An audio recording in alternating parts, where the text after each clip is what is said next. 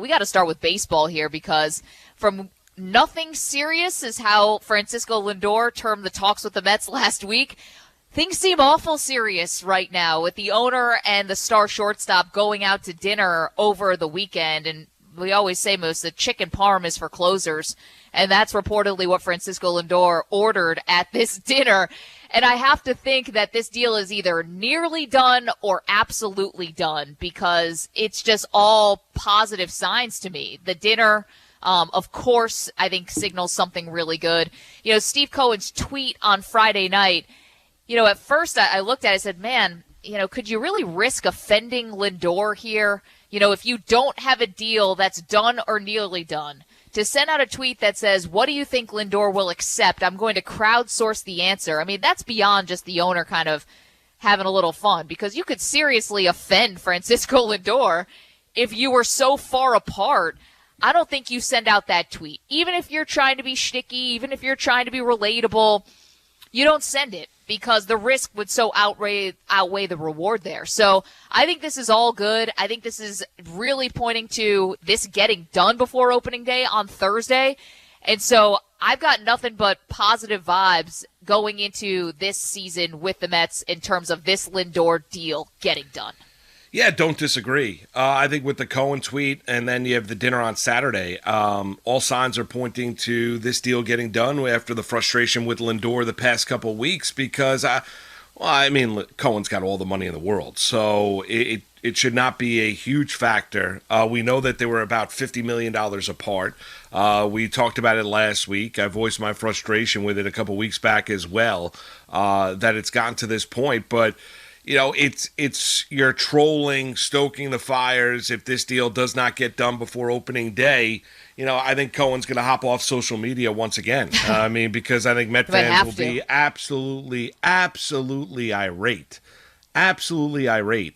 And, you know, I don't know if the tweet on Friday night was in good taste. I got to be honest with you. I don't know if that was Jeff Wilpon that sent out that tweet. I mean, he would get absolutely publicly vilified for sending out that tweet saying, in terms of asking for suggestions on offers about Francisco Lindor, paraphrasing here. But, I mean, that I don't think that's necessarily in good taste from Steve Cohen. I think it shows you an owner that's dying for some sort of attention. He clearly does on social media. And listen, I've enjoyed, not all of it, some of it from Cohen on social media.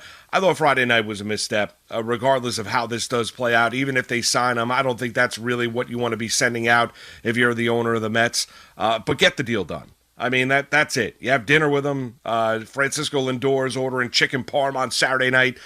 You've got all the money in the world. You're the richest owner in all of Major League Baseball. All signs are pointing that this deal is going to get done. John Heyman was on with us last week, said it's better than 50-50. He's getting good vibes, good feeling that the deal's going to get done. And that was Thursday. You get the tweet Friday night. You get the dinner Saturday night. And now we're a few days away, 4 days away from opening day. And the clock is ticking here on the Mets and Steve Cohen to get this deal done with Francisco Lindor.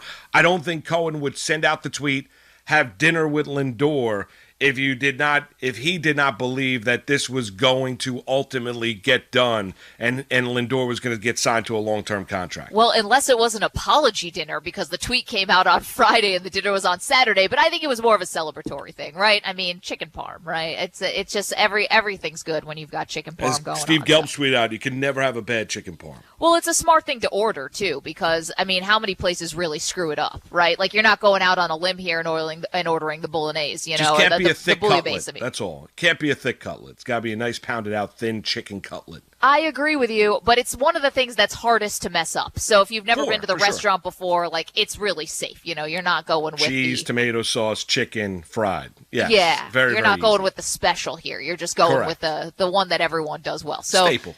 Yeah, I like it. So I think that's really positive. I feel more positive about Lindor than I do about seeing the Mets sort of finalize their opening day roster and sort of where they're going to be and looking at the relief pitchers and looking and going, all right, you know, well, Diaz, we're hoping, right? May feel good about that. Castro actually feel pretty good about him after spring training. And, of course, Buck Showalter gave Castro a really big ringing endorsement when he was on our show a couple weeks ago. You know, Loop, then it gets to Betances, Familia, Gazelman.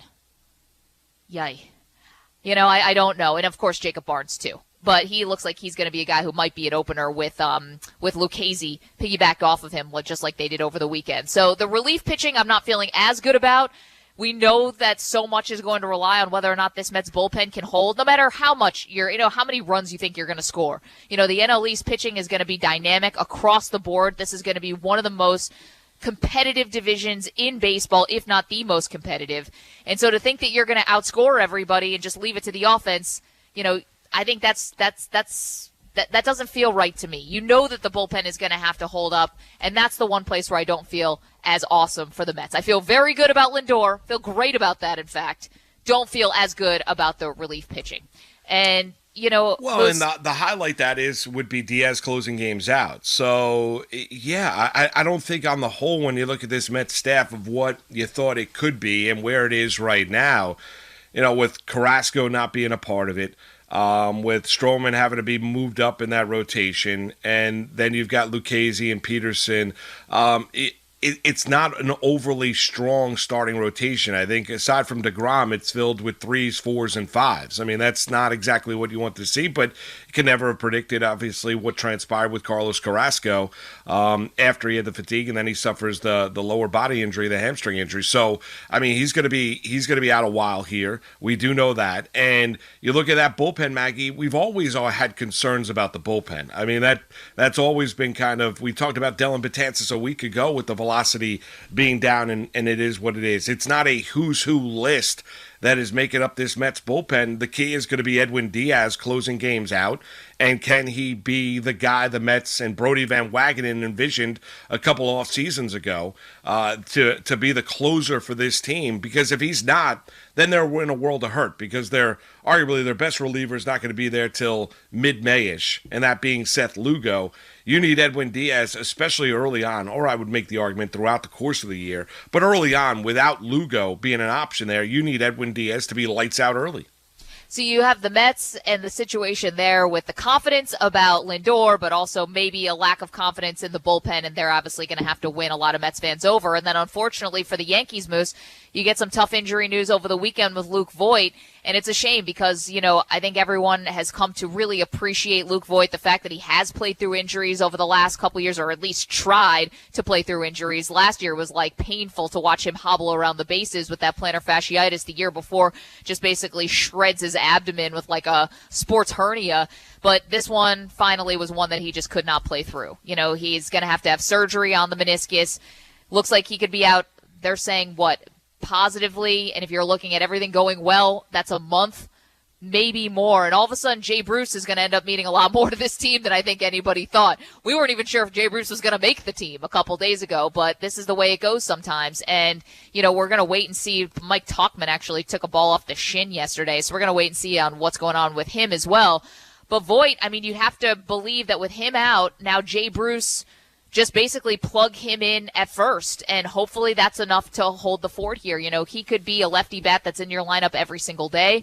But the problem is about Jay Bruce, and as much as I think people will say, the lefty power, and this is what the Yankees love, and you could see him getting off to a good start, I could just as easily see him getting off to a bad start. I could see Jay Bruce. Would you be so shocked if all of a sudden in April he's batting 140 or something like that, and it's just strikeouts, and you know how this goes? And then, do the Yankees have a bigger decision to make in terms of shuffling around the infield? And so all of a sudden Jay Bruce becomes a lot more important to this team than I think anybody had expected. And, we're hoping that Voit has a speedy recovery here, but now it's Jay Bruce's turn to really step up. Yeah, well, he's got to have to. And you feel, number one, you feel terrible for Voit. He's showed you great leadership last year. Definitely. Has stepped up when the team needed it. You mentioned it. Has played hurt, has played banged up. It's the worst possible news at the worst possible time, end of spring training, where he's going to miss a portion of the regular season, 3 to 4 weeks. So you feel bad for Voit. You do. A guy that, I was open and honest. I would have shuffled around the infield this offseason. I would have made some changes of impact if I were Brian Cashman and the Yankees. They said thanks but no thanks and wanted to stay the course. So Voit does remain. It's not knocking Voit as a player. It was just more of a case of trying to improve the Yankees' infield defense. Now with Jay Bruce, are the Yankees defensively, better? No, they're not. And I don't think there's going to be wholesale changes around that infield either. I don't. I think if you're the Yankees, and I've made it clear about Gleyber Torres that I don't think he's a shortstop. I think he's more of a second baseman. Hell, the Yankees came out and said he's a better defensive player at second base. He's workable at shortstop. So, but I don't think you're going to start to play games with Gleyber Torres and start to move him around now. I think that's the one thing you cannot do if you're the Yankees in reaction to this injury. You cannot now look at Gleyber Torres, who had a bad year last year with the 9 errors defensively at shortstop, was not great in the postseason either.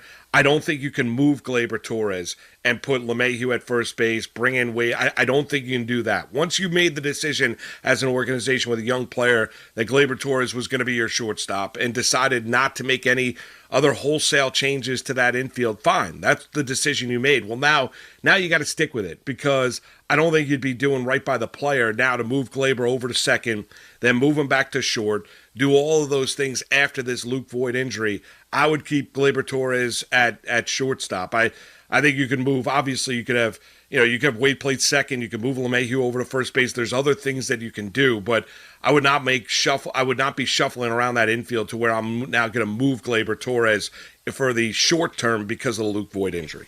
Yeah, I would agree with you. I think that if you're going to, at least you're going to project that Gleyber Torres is going to be your shortstop here, then to move him over to second, the first sign of trouble, is probably not your best move. I could see, though, if Jay Bruce does struggle, they would have no choice but to move DJ LeMahieu over to first and then put Wade in at second. And Wade is at a pretty bad spring training in terms of his production at the plate. We know he's a defense first guy anyway, but this is somebody who, you keep hearing, well, he's got minor league options. He's holding on, you feel like, by a thread, even though he is one of the fastest guys on the roster, and obviously defensively he can play so many positions and he's really good. And so that's your Yankees injuries. And my sort of final maybe concern as we head towards opening day here on Thursday with the Yankees and the Mets, my final concern with the Yankees is really just Kluber. Yesterday another so-so. And listen, it's spring, I get it, but you have a guy who's coming off of basically not pitching for basically 2 years. And you have somebody who, they took a big flyer on, I would say. Not so much in years, but definitely in money. I mean, Brian Cashman definitely said, we could have like a Tanaka and we could have Tanaka back for like 14 or 15 million, or we could have Kluber and Jameson Taillon, who, by the way, is going to get skipped the first time in the rotation because they're going to because of the off days and stuff. They're going to skip him his first time around. And so I'm just curious about Kluber. Eno Saris, the scout and sort of pitching expert, had sent out this tweet the other day. He said, Kluber doesn't look that good. Never really had a fastball. Now he's sitting 90, muscled up for 92. Vaunted command doesn't seem all the way back either. Love his breaking ball, and he's had a great career, of course, but this isn't anything close to vintage. And even though, which that's not a ringing endorsement there, and even though Brian Cashman News came on with us and said that he's not expecting vintage Kluber, let's get down to the facts here. The facts are, starting out this season, he's your number 2 starter. So you could say, well, Maggie, we could go the whole season and Kluber could take the whole year to figure it out, and the Yankees would probably still win the AL East. Okay, fine, that's fine. But you're talking about a guy who you are expecting to take the ball in playoff games, meaningful games here. Corey Kluber with 1 year, $11 million, Moose. I mean, you're not just taking a guy like that for fun. You're hoping that he's going to contribute to this rotation in a huge way. He's your number 2 starter right now, and it's only been so far in spring training. It has been. I'm going to give him a little bit more of a benefit of the doubt. The stuff has not looked good. It has not. It is spring. It's not the regular season. I get it. Yeah, I said it. I said a while back. I think as long as they stay healthy, I do think as this season does unfold, I think Herman will show himself to be the number 2 starter on this team, and not Corey Kluber or Jameson Taillon. I do believe that. I think he's probably got the second best stuff with Severino on the shelf that is on this team behind Garrett Cole being your ace. So, yeah, they brought him in here on a 1-year prove-it deal. He wanted the 1-year prove-it deal. He wanted to pitch in the Northeast. He wanted he is not, I don't think – I never looked at the Kluber signing and saying that, you were going to get vintage Corey Kluber. Now, it's got to be workable. It can't be atrocious. And you are a little concerned with his stuff coming out of spring of just how effective Corey Kluber is going to be, because you want, as Cashman talks about, those guaranteed innings. Your bullpen is not nearly as strong. That's where the rub is for me, where you look at the concerns about this starting rotation outside of Garrett Cole is my bullpen's not that deep. It's not nearly as deep as has been years gone by, where I had 6 power arms in that bullpen, guys for every different situation. And I know I understand the way the relievers are now used with the new rule in Major League Baseball, but still, at one point, now I'm too deep. I mean, I've got Chad Green, I've got Aroldis Chapman. I do like Darren O'Day.